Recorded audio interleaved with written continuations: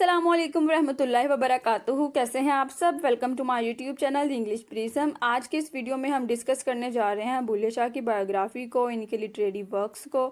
तो स्टार्ट करते हैं आज की वीडियो। अब हमारे पास जो पोइट हैं बुल्ले शाह, ये 60 को बहावलपुर के एक गांव उच शरीफ में पैदा हुए थे। ये मोस्ट फेमस सूफ़ी पोइट हैं, पंजाब के रीजन से ये बिलोंग करते थे। 18th सेंचुरी के मोस्ट फेमस पोइट हैं और आज तक इनके जितने भी लिरिकल पोइट्री है और जितने भी इन्होंने काफ़ी लिखी हैं उनको गाया जाता है। अब ये सूफ़ी पोइट भी थे, मिस्टिक भी थे, ह्यूमनिस्ट भी थे, पंजाब भी रेवोल्यूशनरी पोइट थे, उसके अलावा ये रिफॉर्मर भी थे। तो वीडियो प्रॉपरली स्टार्ट करने से पहले आपको दो टर्म्स जो हैं वो मैं आपको समझा देती हूँ। मैंने आपको कहा है कि ये सूफ़ी पोइट थे, तो सूफ़ी पोइट कौन से पोइट होते हैं जो सूफ़ीज़म से बिलोंग करते हैं? सूफ़ीज़म क्या था? 18th सेंचुरी में इस टर्म को ज़्यादा यूज़ किया गया था। उर्दू में इसका मतलब है तसव्वुफ़। इसमें बात की जाती है direct personal experience of God की, डिवाइन लव की, स्पिरिचुअल प्योरिफिकेशन की। इसमें ह्यूमैनिटी को हाई रैंक पर रखा जाता है एज़ कम्पेयर टू रिलीजन, यानी कि ह्यूमैनिटी की बात की जाती है और उसका ही स्टैंडर्ड हाई किया जाता है। रिलीजन की यहाँ पे कोई बात नहीं होती कि कोई माइनॉरिटी से बिलोंग करता है, कोई मेजॉरिटी से बिलोंग करता है, या वो पर्सन कैसा है, उसका रंग कैसा है, वो किस नस्ल से बिलोंग करता है। यहाँ पे सिर्फ ह्यूमैनिटी को कंसीडर किया जाता है। उसके अलावा एक और टर्म है हमारे पास काफ़ी, मैं आपको बताऊंगी कि बुल्ले शाह जिस पोइट्री की फॉर्म को यूज़ करते हैं वो काफ़ी है। तो काफ़ी क्या होती है हमारे पास? ये क्लासिकल म्यूज़िकल जॉनरा है। पंजाबी और सिंधी पोइट्री में ज़्यादा इसको यूज़ किया जाता है। इसके अंदर थीम्स होते हैं स्पिरिचुअलिटी के और रिलेशन ऑफ क्रिएटर, यानी कि खुदा के साथ हमारा क्या ताल्लुक़ है उसको बयान किया जाता है। उसके अलावा जो बुल्ले शाह हैं फादर ऑफ पंजाबी एनलाइटनमेंट भी कहलाते हैं। इनका असल नाम बुल्ले शाह नहीं है बल्कि सैयद अब्दुल्ला शाह था। बाद में इन्होंने अपने पेन नेम में चेंज कर लिया था और ये बुल्ले शाह लिखना शुरू हो गए थे अपनी पोइट्री में। नेक्स्ट इनकी बायोग्राफी के बारे में बात करें तो सबसे पहले हम देखते हैं इनकी अर्ली लाइफ को और इनकी एजुकेशन को। तो इनके जो फादर थे उनका नाम था शाह महमूद दरवेश। वो गांव की एक मस्जिद में प्रीचर भी थे और टीचर भी थे।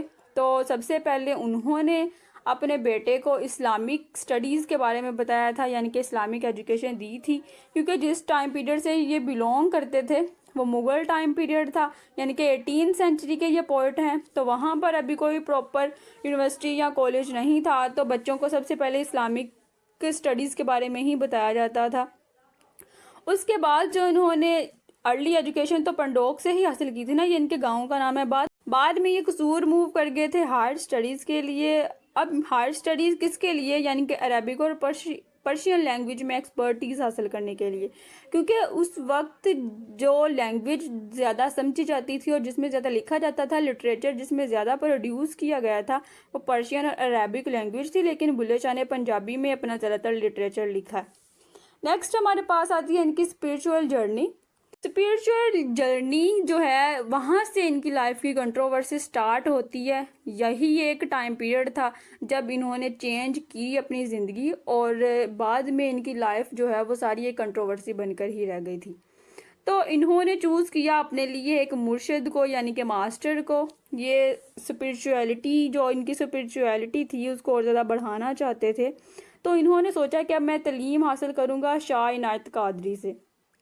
अब शाह इनायत कादरी जो हैं वो लोअर कास्ट से बिलोंग करते थे, यानी कि अराई उनकी ज़ात थी। अब उस टाइम पीरियड में ना ये समझा जाता था, क्योंकि ज़ात पात का बहुत ज़्यादा सिस्टम था। तो और जो ये थे सैयद अब्दुल्ला यानी कि बुल्ले शाह, वो सैयद फैमिली से बिलोंग करते थे। तो उनको अच्छा नहीं लगा था कि जो हमारी फैमिली है, यानी कि जो उनकी फैमिली है, उनको अच्छा नहीं लगता था कि हम हायर स्टैंडर्ड के लोग हैं और हमारा बेटा जो है वो किसी लोअर स्टैंडर्ड पर्सन के पास जाएगा और वहाँ से जाकर तालीम हासिल करेगा। तो इन्होंने उनको बहुत ज़्यादा मना किया, यानी कि सैयद अब्दुल्ला शाह को बहुत ज़्यादा मना किया गया। बहुत सारी पाबंदियाँ भी लगाई गई, लेकिन ये चले गए अपने मुर्शिद के पास। वहाँ पर जाकर इन्होंने अपनी स्पिरिचुअल जर्नी को तय किया। तो फिर क्या हुआ, उस टाइम के जितने भी लोग थे वो इनके खिलाफ हो गए कि इन्होंने अपनी फैमिली को छोड़ दिया है, इन्होंने अपनी ज़ात को छोड़ दिया है। अब ये जो टाइम पीरियड था ना, यानी कि 18th सेंचुरी जिसकी हम बात कर रहे हैं, तो मुग़ल एम्पायर का ये टाइम पीरियड था। तो वहाँ पर औरंगज़ेब की हुक्मरानी थी।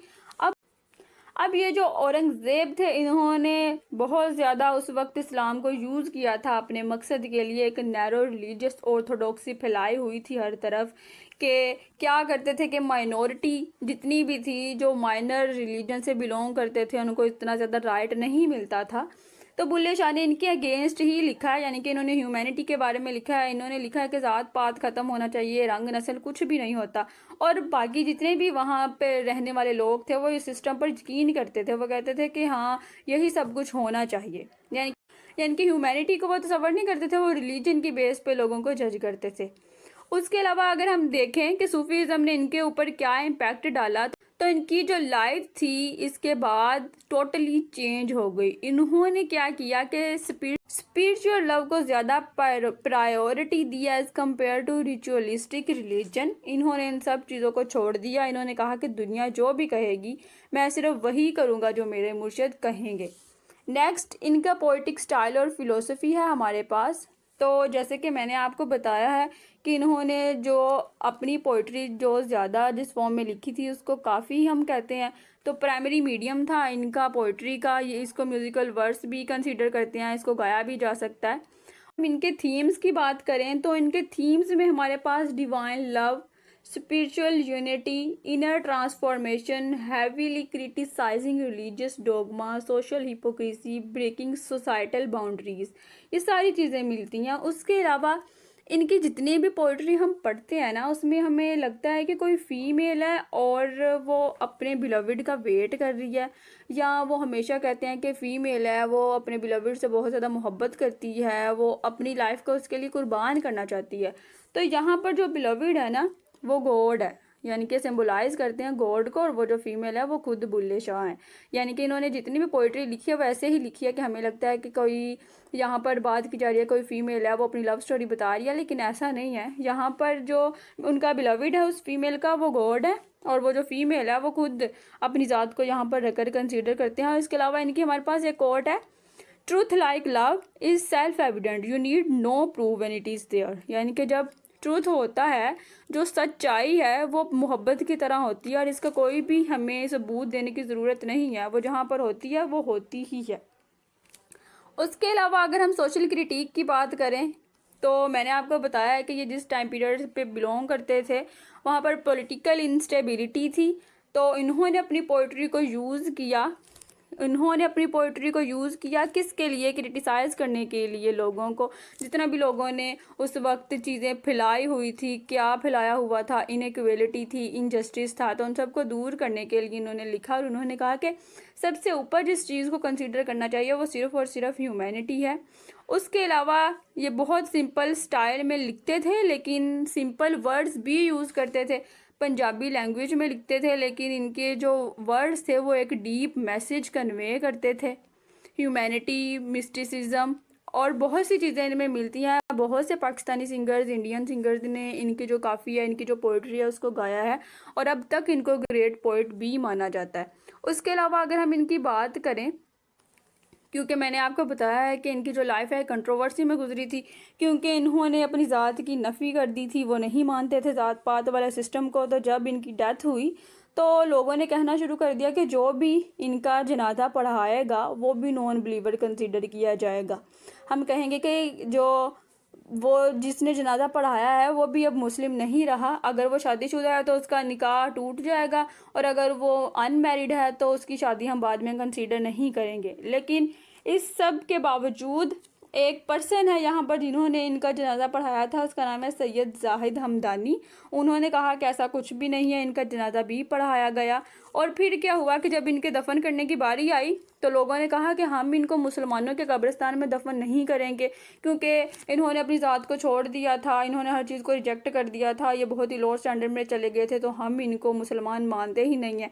तो तब इनको मुसलमानों के कब्रिस्तान में दफन भी नहीं किया गया था। जहाँ दफन किया गया था वो कहते हैं कि वो कचरा घर था, यानी कि बहुत ज़्यादा लोग वहाँ पर कचरा फेंका करते थे, वो एक ऐसी जगह थी। तो यहाँ पर एक इनकी पोइट्री है, वो कहते हैं कि लोकी 5 वेले आशिक हार वेले, लोकी मसीती आशिक कदमा। इनकी पोइट्री को अगर हम देखें तो वो कहते हैं कि जो लोग हैं ना, वो सिर्फ 5 वक्त नमाज पढ़ते हैं, अल्लाह को याद करते हैं, लेकिन जो आशिक होता है वो हमेशा क्या करता है कि अपने अल्लाह को याद करता रहता है।